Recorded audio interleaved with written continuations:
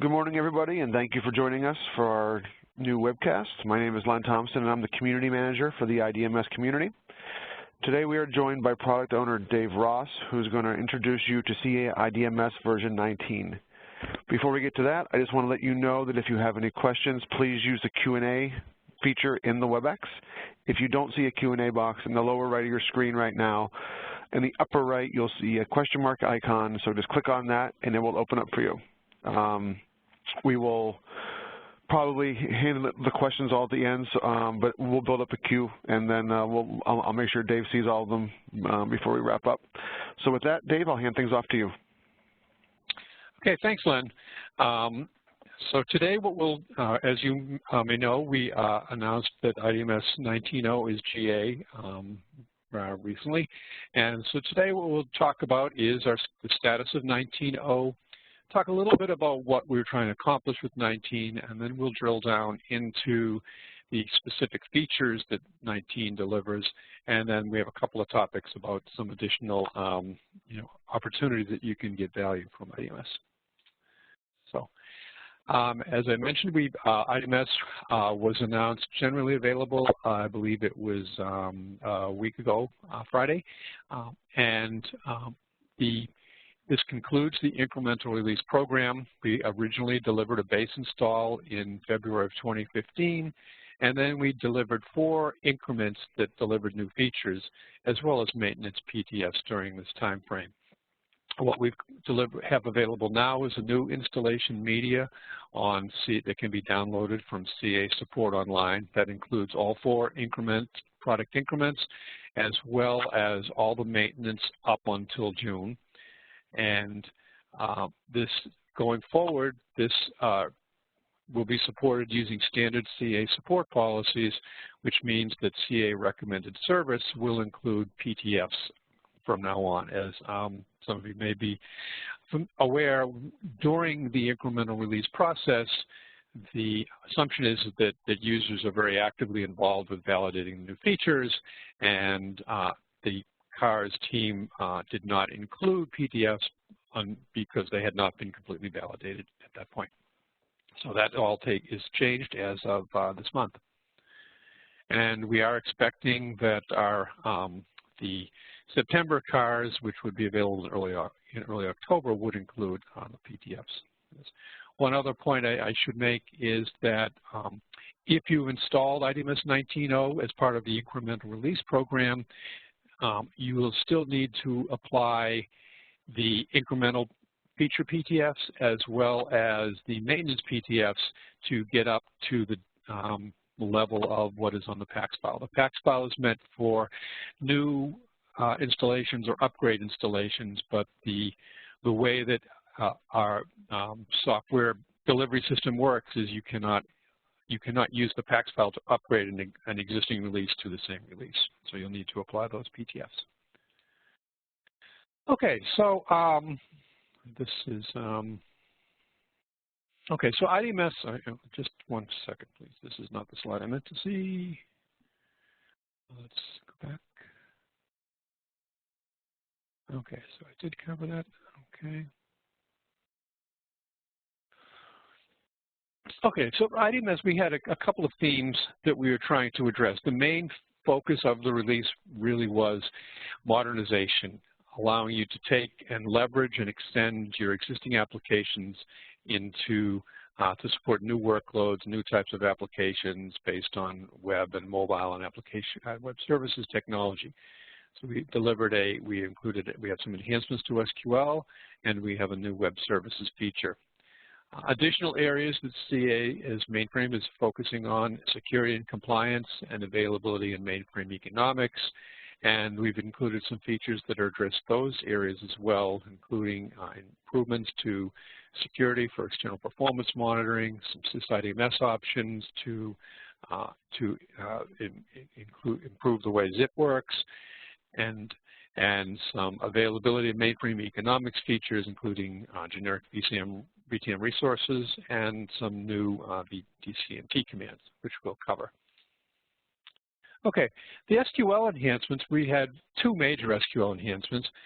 their SQL Virtual Foreign Key feature, which we provided to simplify access to network databases, and our improvements to our SQL DDL so that our constraint definition is more standardized to provide more compatibility with third-party tools and applications. Okay, some of you have probably seen this slide before, but just to give a sense of what the Virtual Foreign Key feature is, as you may know, IDMS SQL can be used very easily to access network databases. Tables, record definitions are just tables. A record occurrence is just a row. Elements just appear as columns. And sets are analogous to referential constraints, but they're not exactly the same. So the first three bullets are pretty much standardized. You don't really need to do much to access a network database other than to define a SQL schema and point it to the network schema and the segment where the data is. You don't need to migrate or convert or do anything. It's just usable.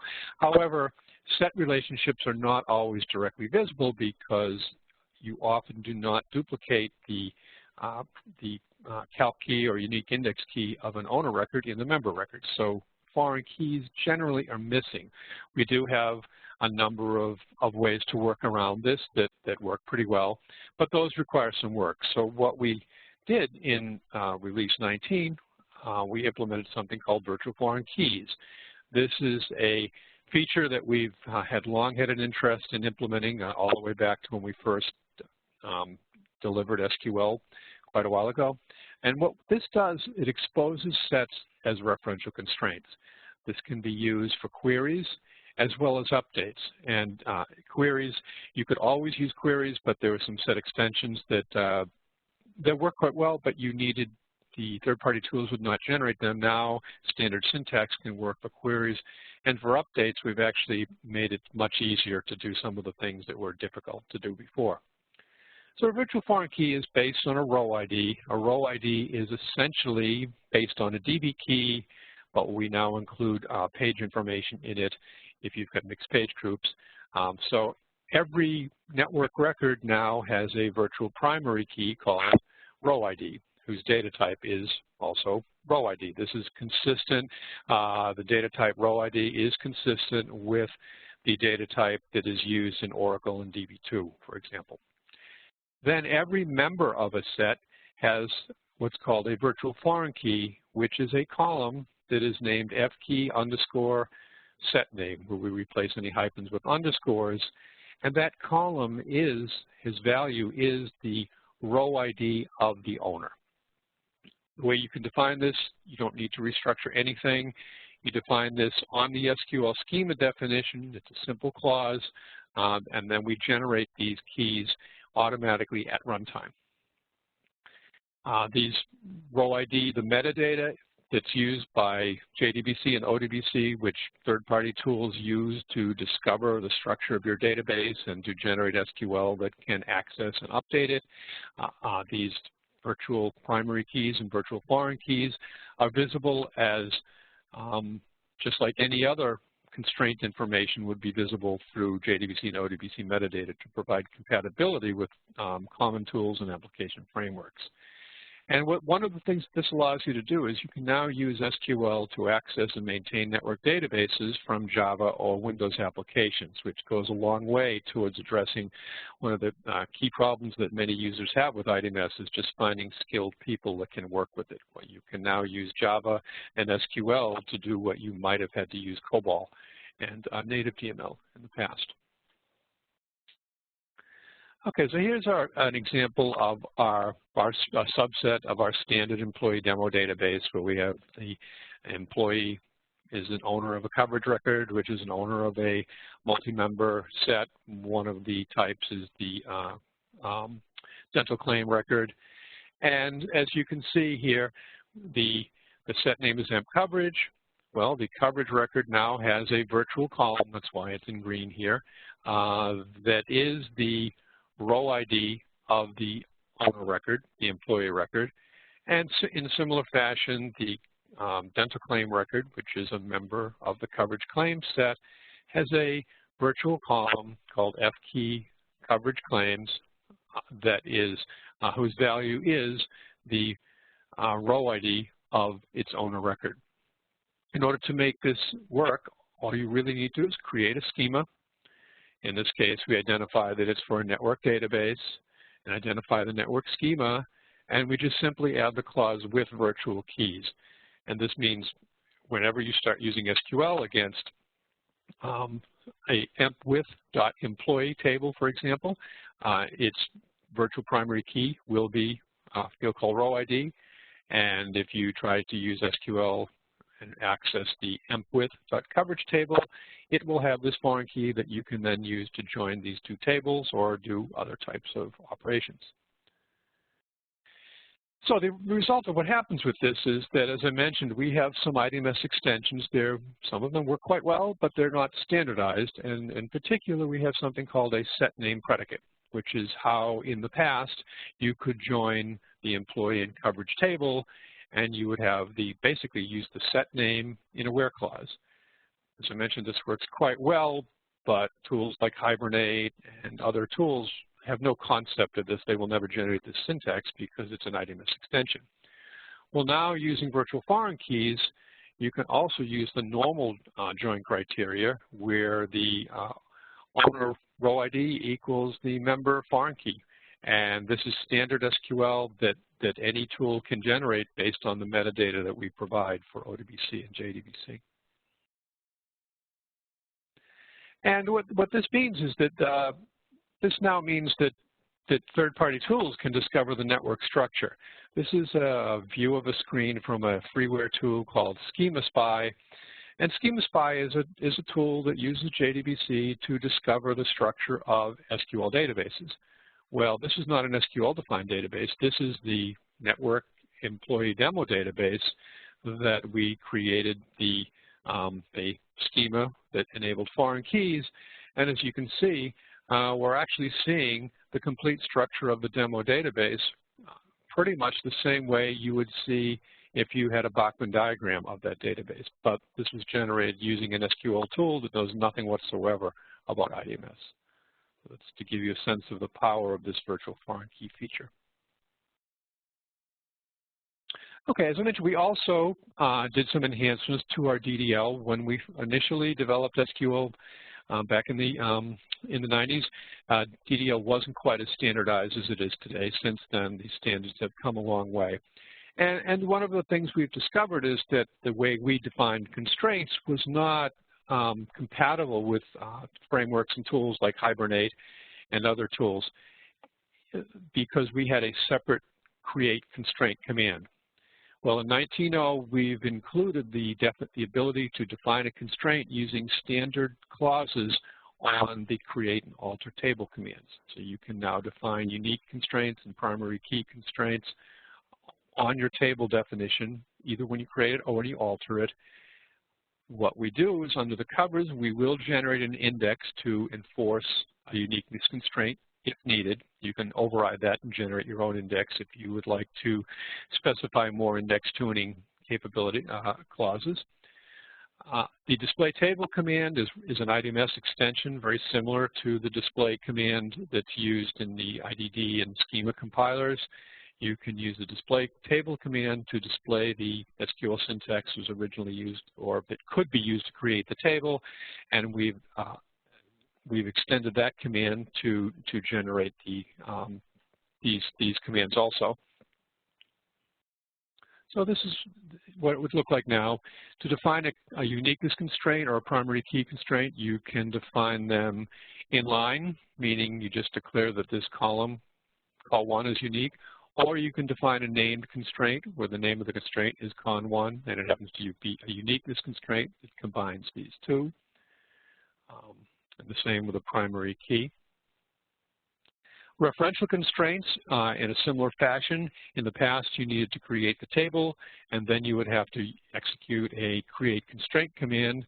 Now you can create the table, and you can define a foreign key constraint that references a table, and or you can define it inline, where this call free is a referential constraint that defines references table 5, and we've added a constraint name to it. You can override the constraint name. If you don't specify a constraint name, we'll generate one because constraints must all be named according to the ISO standard.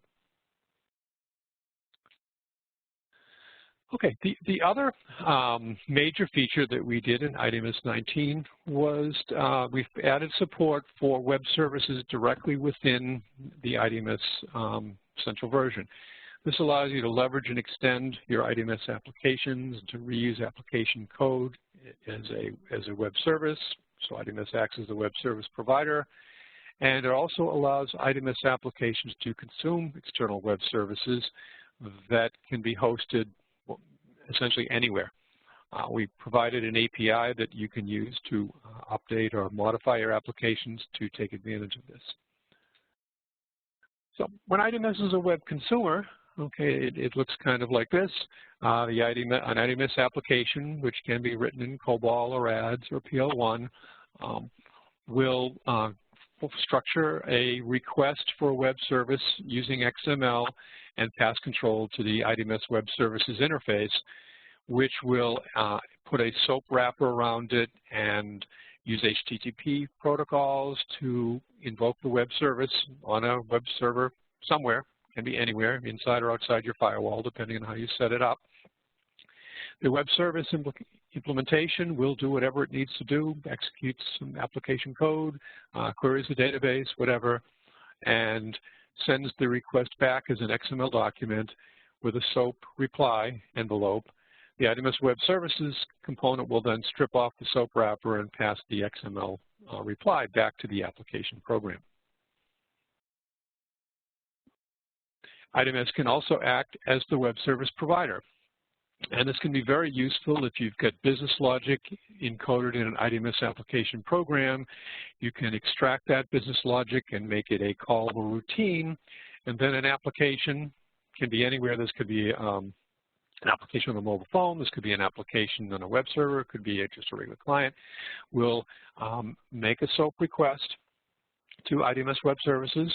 IDMS Web Service will strip off, and we have an HTTP listener that is listening on the standard port, and he will strip off the SOAP headers and pass the XML request to the application program, which can do, again, anything. Typically, this would be a network navigation program that might navigate through a database and do some sort of calculations.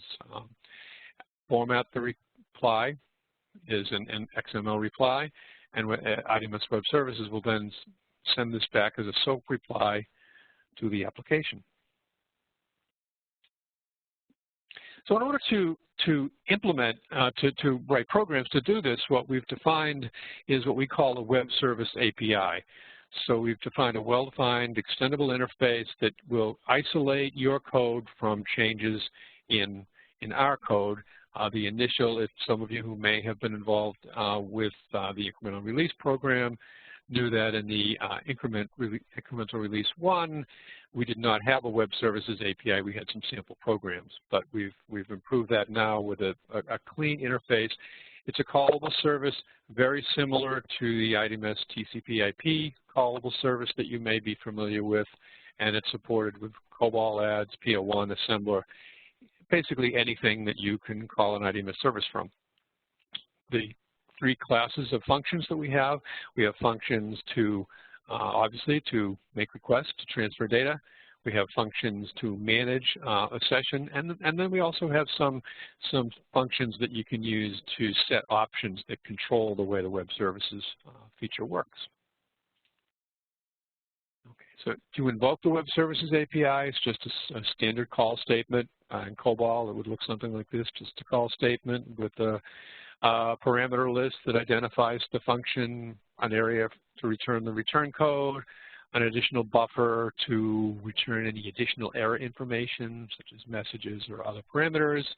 And then every function has somewhat slightly different parameters depending upon the function is. So the remaining of the functions are there. And from ADS, you could use a link to program, and it's pretty much the same thing. So here's an example of how consumer or provider applications might use the web services API. the consumer, and this is, we're assuming this is an IDMS consumer calling an IDMS provider just for simplicity to show that it works on both sides. The API function to initialize can be used to initialize the environment just to get it set up. Optionally, an application, the consumer application, can set various options or retrieve the values to see how they're set. Then the consumer will then send an XML request, and it issues a WS request API call that sends the request and waits for the reply.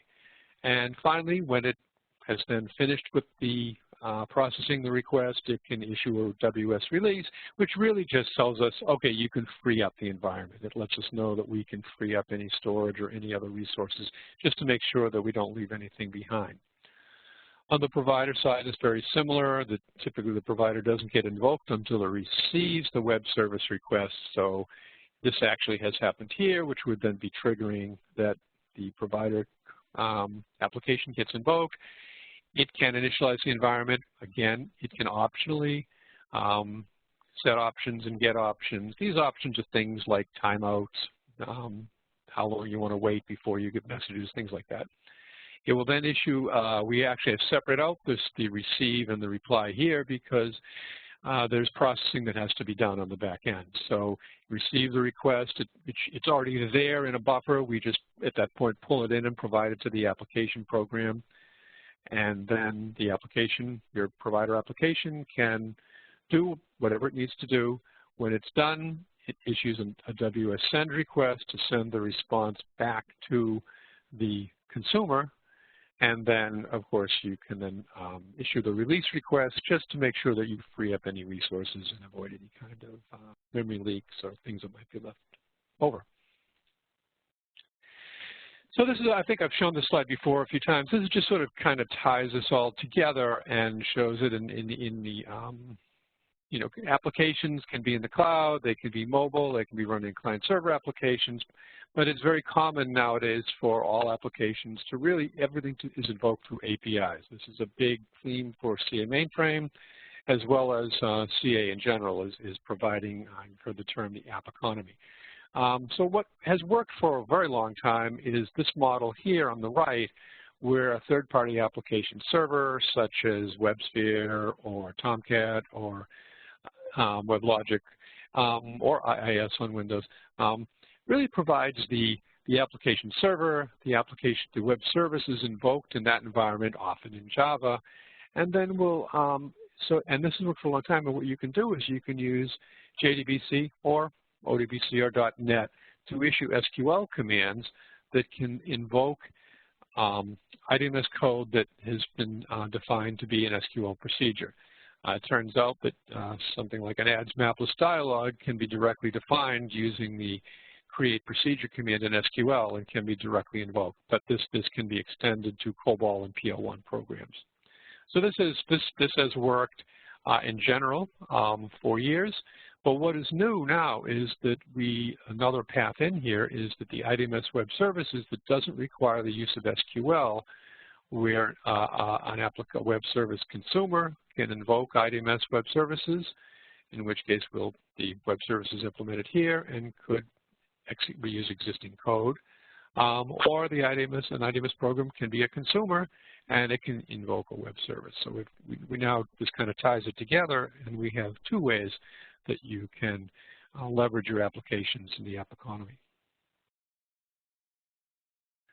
Okay, there's some other features that we have in 19. We have some features that enhance security and compliance. This is another roadmap theme for CA mainframe in general. We've improved the security of our external monitoring. We have implemented some sys IDMS options that really help the use of DB procedures and make them a little bit more efficient with zIIP. These can be used to enhance security, and these are direct user request features that we've implemented. So this is in 18.5, we implemented external monitoring for the IDMS Performance Monitor product, which allows you to, from any CV, you can monitor any other CV on the same LPAR. And so this is an example of the system summary screen. We're sitting on SysQA 34, and we can see that there's 4 other CVs that we can monitor, and we can select one and then do all the same things that you could do with Performance Monitor today. Well, up until 19, you could see any CV on the system. There was no security. We did have security on canceling tasks, but not for monitoring. And so this is another user request. And so now what happens is that we can limit monitoring of external CVs to users that are authorized. You define that authorization in the external security system, top secret, ACF2, or RACF, and you can grant access to individuals or to groups. This is enforced when the user attempts to monitor it. So you'll still see the list of CVs. You know they're there, but you won't be able to look at any information unless you're authorized to do so. And this is optional. It's not enabled by default because we did not want to break existing applications. And then I mentioned a few Sys IDMS parameters. One parameter that we've added is the ability to execute the bind exit only when called from a batch run unit. This can reduce the zip overhead because zip is not really it's not part of the in batch. We don't do that.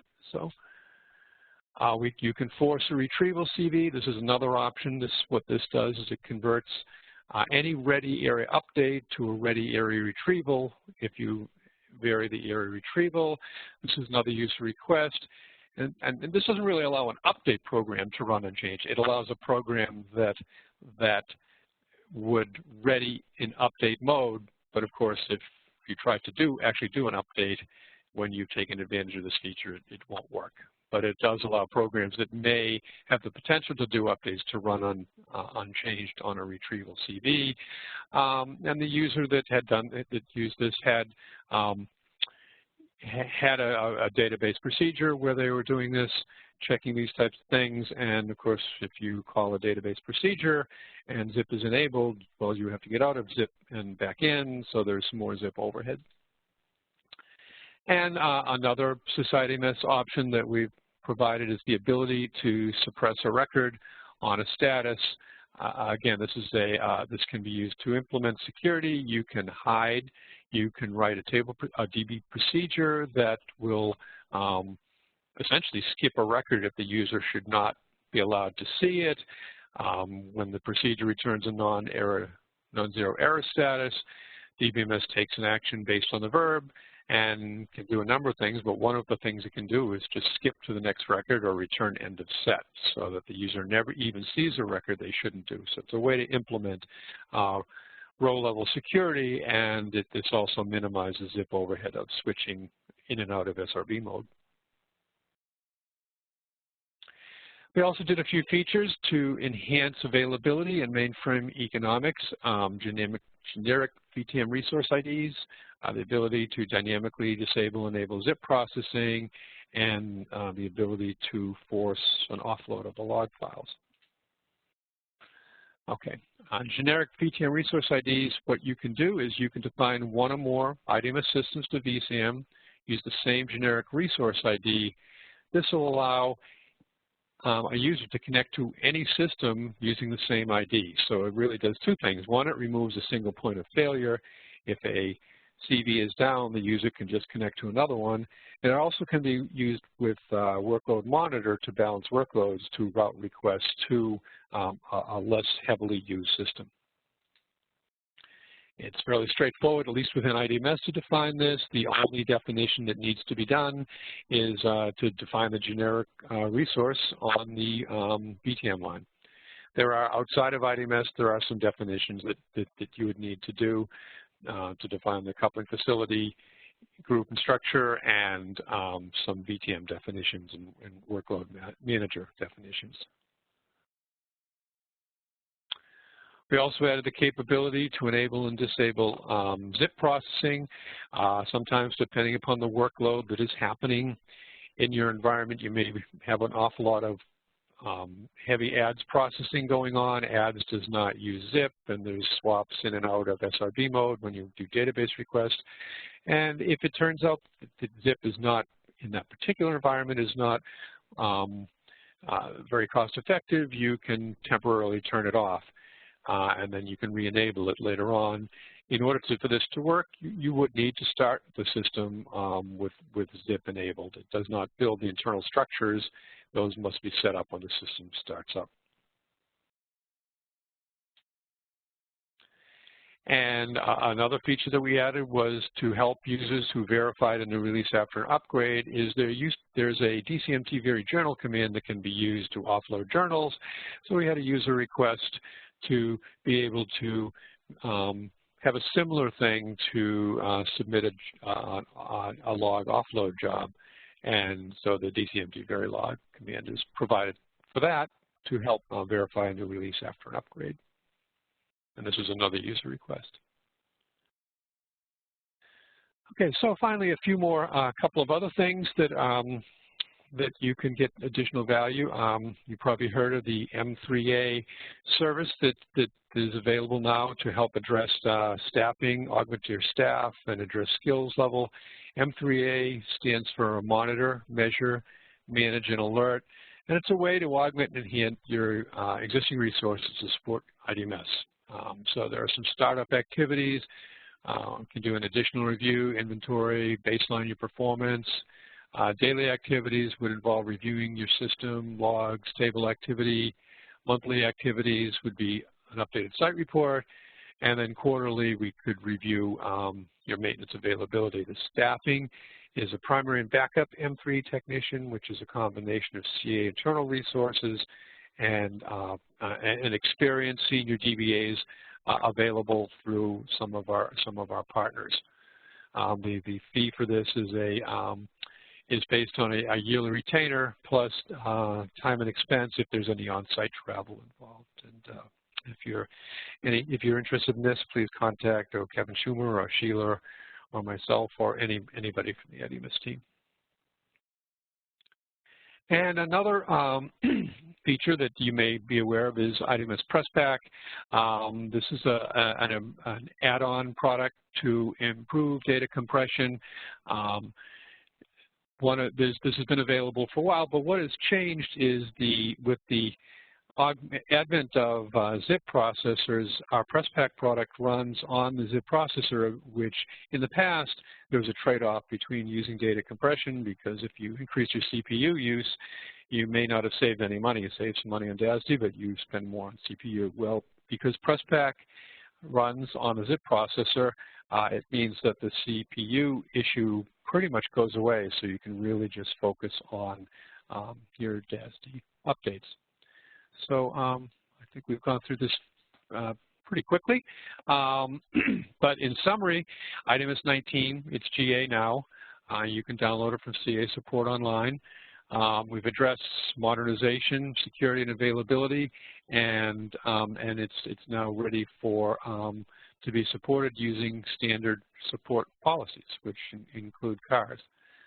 So that concludes what I have. Len, do you the questions? Do we have any questions? So far, there aren't any questions, Dave. Okay. Everyone, if you have any questions, please use the Q&A feature in the WebEx. We'll give you a minute or two to type out your questions. Yeah, so I guess we'll give you a minute or two. Also, so everyone knows, we'll be publishing a replay of this webcast out in the community later today, and I will also get my hands on Dave's presentation and also share that in the community.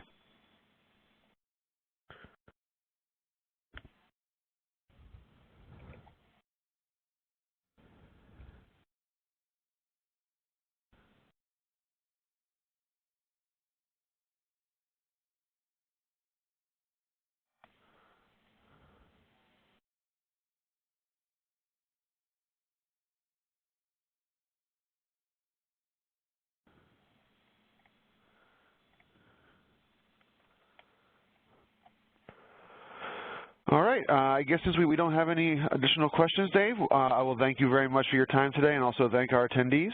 And we'll see you in the community, and we'll see you at the next webcast, hopefully. Thanks very much, everybody. Have a great day. Thank you, everyone.